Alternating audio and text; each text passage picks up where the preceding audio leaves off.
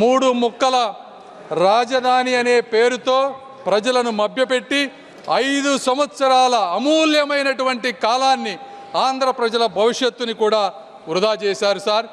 3 ప్రాంతాల మధ్య చిచ్చు పెట్టారు సార్. నేను ఇక్కడ చాలా బాధతో కొన్ని విషయాలు చెప్పాలనుకుంటా ఉన్నాను. ఇది రాజకీయ విమర్శ కాదు సార్.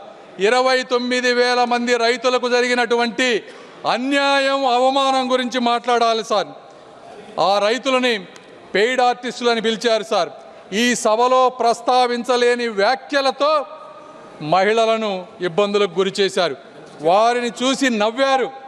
అమరావతిని మర్చిపోమ్మన్నారు. 30-40 సంవత్సరాలు తన భూమిలో పంటలు పండించిన రైతులు వారి గ్రామాల్లో తిరగటానికి ఐడి కార్డులు చూపించమన్నారు సార్. 144 సెక్షన్ అమలు చేసి వారి స్వేచ్ఛను అడ్డుకున్నారు సార్. ఈ బాధ ఇక్కడితో ఆగలేదు. న్యాయస్థానం నుండి దేవస్థానం వరకు 45 రోజులు మహాపాదయాత్రలో రైతులను అమానుషమైనటువంటి హింసకు గురి చేశారు. మేకులతో ఉన్నటువంటి లాఠీలతో వారిని కొట్టారు సార్. గర్భిణీ మహిళలపై బూట్ల కాళ్లతో తన్నారు. ఆఖరికి మహిళా దినోత్సవం రోజున ఆలయానికి వెళ్ళినటువంటి మహిళలపై కూడా దాడి చేశారు సార్. వారి భోజనంలో ఇసుక వేశారు. అయినా కూడా వారు ఎక్కడా కూడా వెనకడుగు వేయలేదు.